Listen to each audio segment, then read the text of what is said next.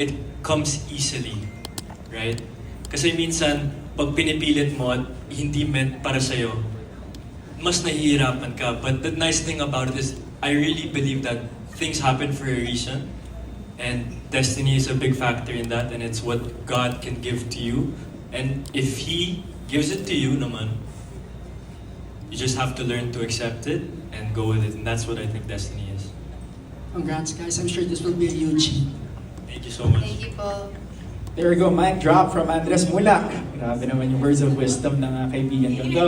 Alright, and next we have from Manila Standard, let's call him Mickey Wan.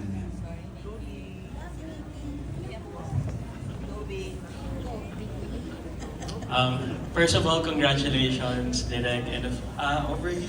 Hello po. Hello po.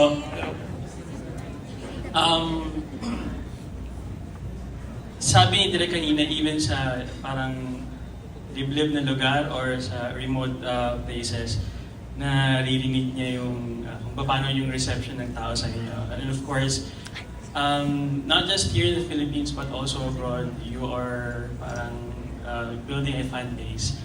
And how does it feel that there are people of different ages resonate with you, with your talent, and with your love team? Kay Ashlyn Melan. Ako sobrang super grateful po ako kasi yun nga po, tulad po na sabi niyo kanina, iba-ibang edad yung mga sumusuporta po sa amin. And sobrang hindi ako makapaniwala na minsan mga bata yung nalapit sa amin, minsan teenagers, tapos minsan yung mga magaganda ng mga gagandang tito, tita, ayan. Yan, sobrang nakakatuwa po kasi minsan iniisip ko, bakit kaya nila kami minamahal ng ganito, na bakit kaya nila kami tanggap ng buong buo. And sobrang nakakatuwa lang po talaga isipin na parang ang dami ko biglang mommies kasi kahit mga big or small wins ko po talaga sa amin ni Andres, nandun po sila and sobrang happy nila. And ang pinaka nakakatuwa po doon, pag mga nababasa ko, pinagpe-pray po nila kami. Parang yun yung sobrang sobrang na-touch ako doon na pinagpe-pray talaga nila kami. Kaya thank you po. Yes, yun nga. The support talaga, it's been unreal. Di namin in-expect to talaga. Kahit from the start, di namin in-expect talaga. And to everyone that has supported us of all ages, it's eye-opening din kasi parang na-realize ko na, okay, like different age groups appreciate us and enjoy us and are fans of us. And kahit yung mga edits na nakikita ko and yung mga comments, the few comments that I've seen and read, it really nakakatuwa talaga because I would have never expected that it would get to this point really. And I'm just really overall thankful for all of them. And also, it's so nice that you really appreciate each other as on-screen partner.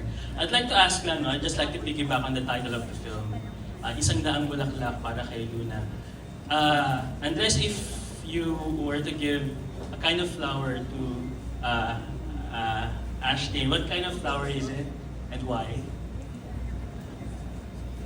Bigay mo lang kanina. Kaya nga. I think I said it before, but I would give Ash, like I just gave her kanina, a white rose talaga. Because for me, I think a white rose is the most beautiful flower talaga. It symbolizes... Ito yun, Andres. Ito yun. For the Bigay visual. talaga ni Andres to kay Ashley na hindi siya part ng props. 100 ba to? Direk, wala sa script yun eh. 100? Hindi 100, Okay. pero... yan. I would say white rose talaga. Kasi for me, a white rose has so much more meaning to it than just, like, halimbawa, a red rose, it symbolizes like love and all. But I think the nice thing about a white rose is it's deeper than love. It also shows like purity and all. So I would say white rose. Sorry, may memo lang ako natanggap. 100 daw yan, sabi ng Viva Films family natin. Yeah, Andres made sure. Tapos destiny pa kasi white rose papaya. Kaya... Thank you. Siguro, Derek, bonus question na lang. Why do you think the characters in this film really fit both Andres and Ashley? Well, kung alam mo yung backstory nitong project na to, nauna ko siyang na-conceptualize na wala pa talagang actors in mind. Tapos, pero, nung pinitch ko siya sa Viva, si Andres na yung pinapropose ko doon, hindi pa siya nag-aartista talaga doon. Tapos, hindi binigay sa akin ng Viva kasi parang in the middle of going through workshops. Kumbaga parang pinapahinog pa nila si Andres. Tapos, so for about 2 or 3 years, nakashelve lang yung project. And then, nung finally, nagkaroon na sila ng, kasagsagan ng mutya ng Section E. Ni-revive namin yung project. Tapos, ganun din, nagustuhan ng dad niya.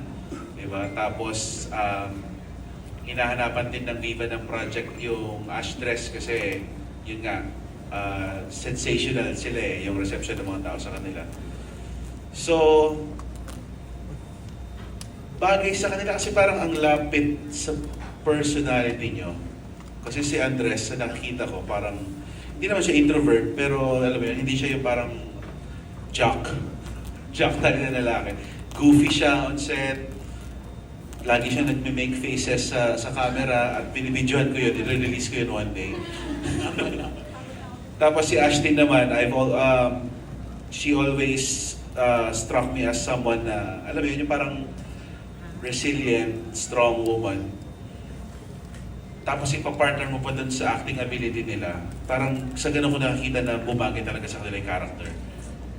Aside from bagay sa real personalities nila, they really know their craft. Nabanggit na ba natin sa mga tao na nag-ano talaga sila, workshops talaga sila na intensive under Sir J. Cruz for, 7 days, 5 days? Mga ganon, 8 days to really prepare for the role. Yun. So, gaya na sabi ko, mixture of bagay sa, match dun sa real personalities nila in real life at saka dun sa intense love nila for the craft. And also, it must be destiny, no? And if I may add as well na the first time na nakuha ko yung script, nung binasa ko talaga, from the very first page, I could not put it down talaga. Kasi parang na-imagine ko yung sarili ko sa mga lines ni Rafi at nakakita ko din yung pagkasalita ni Luna kay Ash din minsan. And parang habang binabasa ko, mas lumalabas na yung emotions ko habang binabasa ko yung script for the first time. Kaya I knew at that time na wow, ang galing ni Direk mag-write, and I had a feeling na, okay, ito yun, like this is the right project. Thank you and congrats. Good luck to the film. Thank you. Thank you Thank you po. po. Thank you so much. All right, next up, we have from Anong Ganap. Let's have your Erwin Agawa. Hello guys! Okay, congrats sa movie nyo. Okay, so, since nagkasama na kayo sa Mutya, so, kamusta naman yung first day of shooting nyo for Minamahal? Konting kwento. Kinabahan pa ba kayo or first day? Any memorable? Siguro mas more on kinakabahan para sa pagkapako sa character kasi nangangapa pa ako sa character. Pero with Andres, parang sa kanya ako nakakuha ng assurance na kaya mo 'yan. Yun, sa kanya ako nakuha yun. Assurance, sinabi niya. Yes. Yes! So, the first few days ng shooting namin it was not easy, pero nag-enjoy kami talaga. Yung mga first few sequences were, diba direct medyo mga mabigat na eksena. Mabigat yung mabigat. Inuna namin. Yung mga first 5 days ng shoot, it was all mga mabigat na eksena. So, syempre, kinabahan kami. But overall, since we enjoy what we're doing and we enjoy the craft of acting, we were able to get it done and do a good job, I hope. And last question, ano kayo nakarelate sa mga characters nyo sa film? Ano kayo nakarelate? Ano medyo pareho sa mga characters in real life? Sa tingin ko kasi si Rafi, he's a very shy person. I don't want to say din na he's introverted. parang ako dati nung nasa high school ako, I was not super extroverted. I was medyo shy, tahimik lang talaga. Tapos parang, I don't wanna spoil eh. But yun nga, parang nung high school ako, I was a little bit shy, you know, and as I started to work here in the industry, I started to learn more about myself and I guess bloom to who I am today. Bloom, flower, reference. And yun, I think it's very similar, ako naman, I think it was very similar yung character ko ni Andres kay Rafi, at least in the idea na how nice he is and how thoughtful Rafi is. I think it applies to me as well. Okay, and Ash? Ako po siguro sa akin, parehas kami na alam kung hanggang saan or kung hanggang kailan lang dapat yung mga bagay-bagay. Yung parang hindi namin pinipilit kung ano yung hindi para sa amin. Thank you. Best of luck. Thank you po. Thank you. There we go. All right. Last on the list, we have from Pika Pika and Abante, Miss Ana Pingon. Hi, hello. Hello po. Hello. Marami na kaming nakitang love teams ano, sa pagko-coverage namin sa showbiz. Ang kalaban usually, lalo na pagsikat, burnout. Paano nyo kaya malalabanan yun?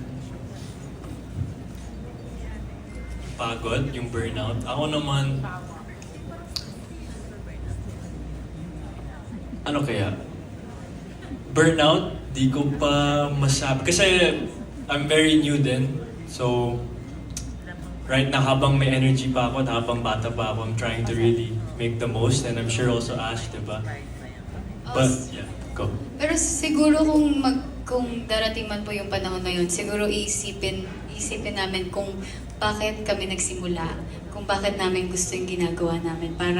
Kasi darating talaga yun eh, parang minsan mapapagod ka, isipin mo kung tuloy ko pa ba to, ganyan. Pero kung aalalahanin mo kung bakit mo gusto tong ginagawa mo, parang mababago yung mood mo, mababago parang ma-revive yung eagerness mo gawin ulit yung trabaho mo. Yun po. Next question. Add ko lang po, it helps din siguro, although yun nga, it helps din siguro na they really like each other's company. So parang nag-lift up nila each other in spite of the stress. Diba? It helps kasi pag ganun, diba? So imagine mo na lang, halimbawa, hindi nila gusto yung isa't isa, tapos nandito sila sa ganitong trabaho. Talaga mag-a-attitude sila. Pero yun, I think it's, aminin nyo, nakakabawas ng stress. Oh, Na sure you naman, like oh. being in each other's company because you support each other.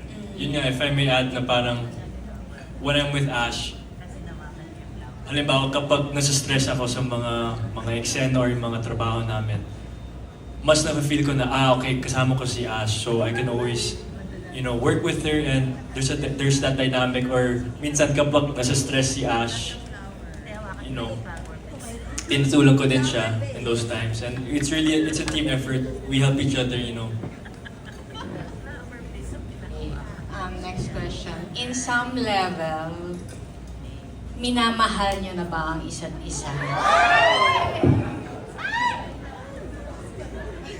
Pakinggan mo nga. Yes, direct. Ako muna.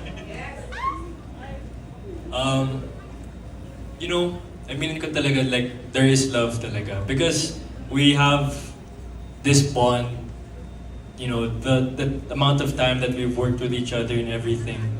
We're really, really, really good friends. And there is that bond. And syempre naman, because she's my friend, there is that love, and I really appreciate Ashteen for who she is. And definitely, I would say that she's helped me so much in my journey because kahit bago pa ako, she makes it easier for me to work in some of these sequences, And yun, ikaw. Ako, same po, syempre may love din. Kahit sino na... Hindi, syempre, love namin si Direk, love namin... Totoo yun, kasi mas makakapag-work kayo ng maayos if love niyo yung isa't isa. And sobrang thankful talaga ako na ang kasama ko ngayon ay si Andres. Kasi sobrang mas magaan talaga, tulad po na sabi ni Direk, mas magaan magtrabaho kapag trust mo or comfortable ka sa partner mo. Thank you po. Thank you. There we go! And kids to teenagers to adults. Kasi feeling ko in a world full of pretentious people, where you can wear a mask, you never try. Sa lahat ng mga ginagawa niya. Take it from me. Palakpakan natin guys, all of the media friends na nagtanong, and of course,